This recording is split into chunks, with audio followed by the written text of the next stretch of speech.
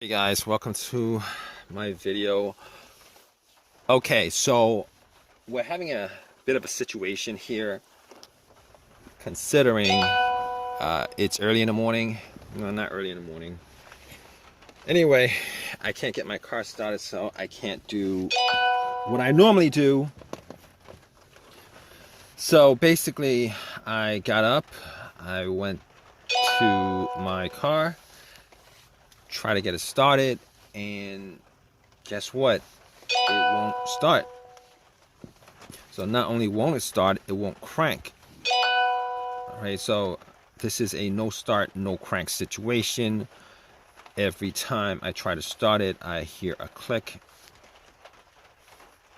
And now this is not the first time I've had this situation with this car, because it's kind of occurred twice over the last couple months. But every time it occurred, I was able to get it to crank after trying it so many times. Unfortunately, I tried it about 20 times and it's not doing anything at all.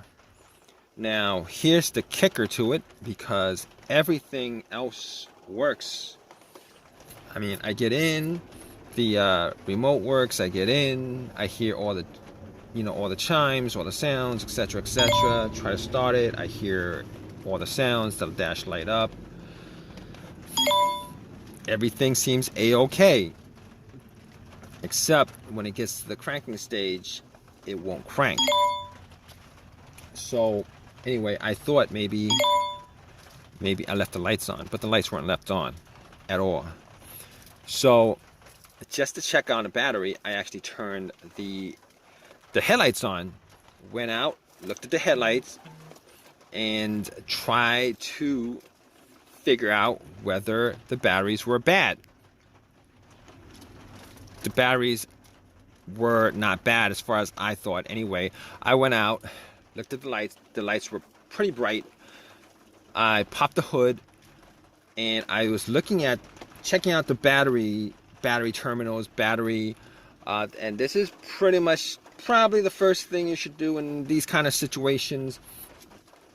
Most of the time, it's just the battery, the terminals are dirty or whatever. And I didn't do that last time because it cranked up after so many tries. Anyway, looking at the battery, I noticed that the terminals were a little bit dirty. And because they were dirty, I was like, all right, let's clean them up. And they were a bit loose too. I was able to wiggle them. So I took the terminals off, had a metal brush, brushed it off, brushed both of them off. There was some white bluish stuff on there, brushed it off, popped it back in, and bolted them on pretty darn good. Bolted them on pretty good so that they were tight. Went back and tried to start it, and guess what? Did not do a thing. Now, if you guys got to this stage and it worked for you, congratulations, easy fix. But it didn't work for me. So I was scratching my head after that. Okay, maybe the battery's weak, but if the battery was weak, I would still be able to at least get a slow crank out of it, like a slow crank. It wouldn't just turn over. So I was like, weirder things have happened. Let's boost the battery. So I have a booster pack that I bought from Walmart. Well, actually, I bought one from Walmart, but I did get another booster pack from Harbor Freight, which is the one I use for it. And I got that because of what's been happening over the last 2 months. I put the booster pack on there and turn it on. And I was like, okay, this should start it. Maybe I just need to change my battery. Turn it on.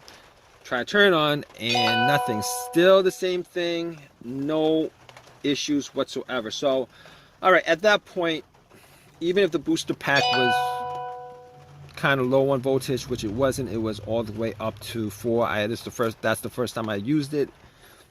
And I'm like, okay, All right, we can eliminate the battery being the problem, not the battery. So I'm scratching my head. I'm like, okay, not the battery.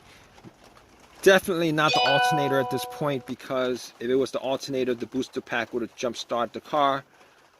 And then as soon as I took the booster pack off, it would have died. So if you guys in a situation where you guys think it's the alternator, just know that like 99% of the time your car will die out.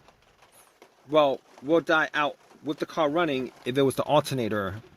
And then to test that out, you guys would just jump it, and then the car would start, and then you would take the cables off, and then the car would die out. So it wasn't the alternator. I know 100% for a fact it wasn't the alternator. I know 100% fact it's not the battery. None of those two things. Okay, so I'm thinking to myself, not the alternator, not the battery. What could it be? So I was like, okay, let's move on. Let's move on. Maybe it's the ground wire, because a bad ground wire, a disconnected ground wire, not strong enough ground will cause these kind of situations to occur. So I was looking and trying to figure out where the ground led to the frame of the car. And normally the main ground would be the negative line from the battery terminal. It would ground to the frame of the car. And that was fine. It wasn't disconnected. It was bolted on tight. I didn't see too much rust on it. I kind of just threw that aside. I just thought it was a given that it was not the ground wire that was the problem. Fine. So at this point, it's not the battery, it's not the alternator, it's not the ground wire. Okay, maybe it's the ignition. Possible it's the ignition. And I didn't think it was the ignition or the key fob, to be honest with you. Did not think it was any of those things. Not that I actually did do a thorough check on that, but I did change the key fob, the battery on the key fob recently, so I don't think that's the case. So I'm like, okay, let's move on to the fuses and the relays. Now, could it be one of the fuses or the relays? Okay, so basically, I know it's got nothing to do with the fuel pump relay or the fuel pump itself, considering in those instances, for the most part, it will not start, but it will crank. And I don't hear a crank. So, could it be the relay? Could it be the starter relay? Could it be the starter relay? I was thinking to myself, maybe it could be the starter relay, but then again, I figured, had the hood up, every time I try to start it, I would hear a click, like a click, like a click, like a click. Now, normally that's what the relay does, all right? If you don't hear a click, that means the relay isn't working. But I do hear a click, so there is electricity going to the relay to the starter. And I'm thinking to myself, all right. So it's probably not the relay. So moving on, I cancel that out, not the relay. If you hear it clicking, every time you try to turn it on, it'll click once. Probably not the relay. So I'm thinking to myself, could be a fuse. Could it be a fuse? Could it be a fuse? Okay, what are the possibilities that it's a fuse? Now, just going off the top of my head, I've had a couple instances where a fuse caused a car not to start. A car that I had not to start. Or instances where I know for a fact that fuses would cause a car not to start. Here's one of those instances, okay? I had one of those instances where on an older car, the car would crank. It would crank, but it would not start. It would not turn over. Turned out to be, I believe it was the fuse to the OBD2 or the fuse to the OBD, a fuse to the computer of the car, or a fuse to the fuel pump. One of those two things. Change the fuse up, car start right off. But this is not one of those situations, because I hear no crank at all. Now, I had this other situation where I a fuse was blown, and I had no power to the car whatsoever. It would not crank, but nothing turned on. Nothing, no dash, nothing.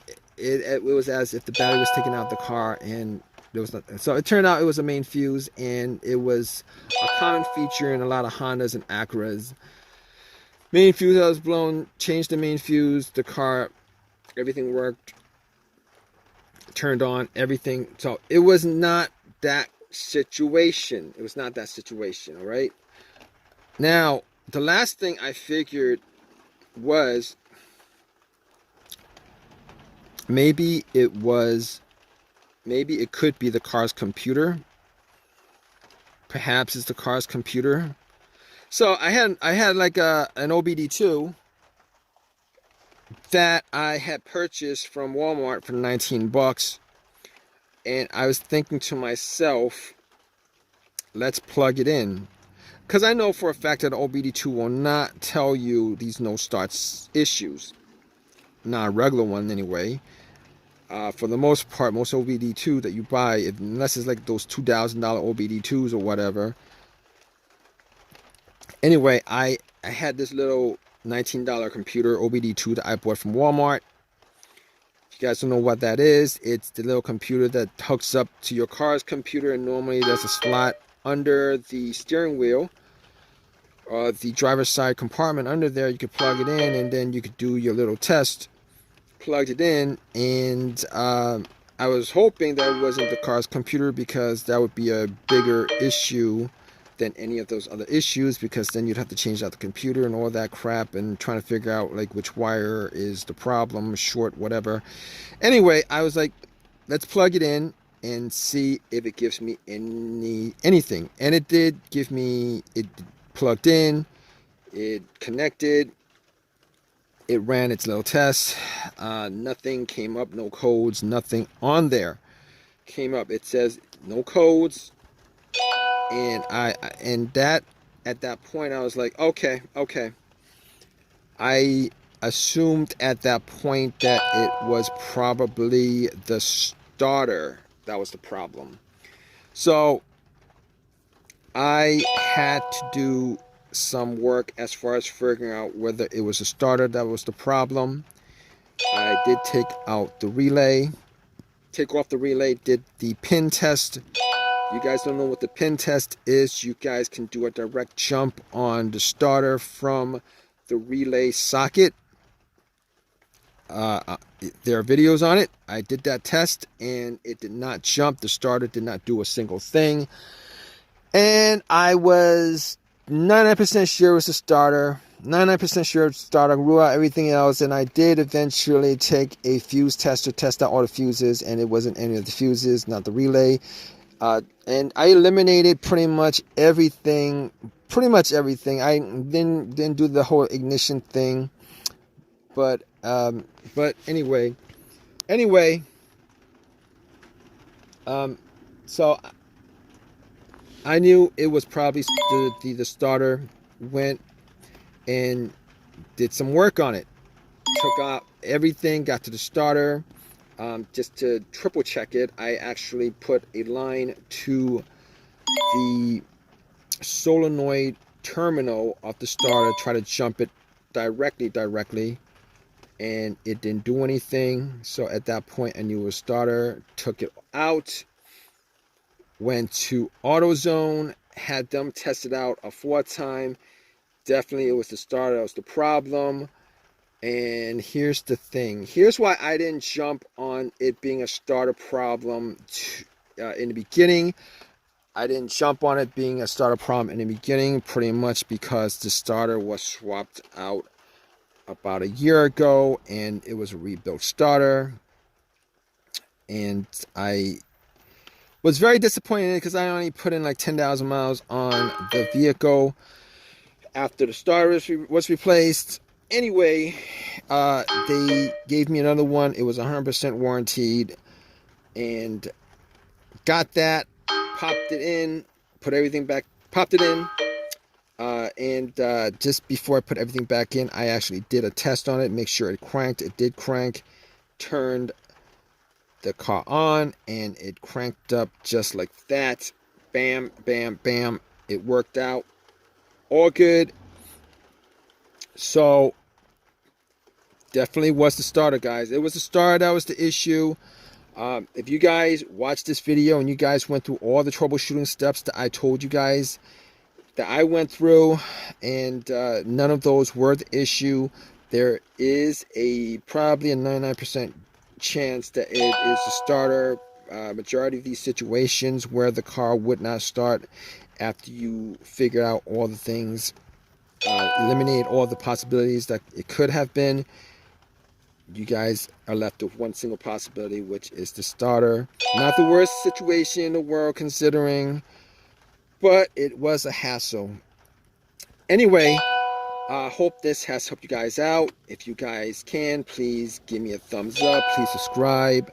Please leave a message in the message comment section. All right, guys. Hope, whatever situation you guys in, obviously, if you guys are watching this video, it's because you guys are looking for a fix for your situation. Hope that this has fixed your situation. All right, guys. Take care.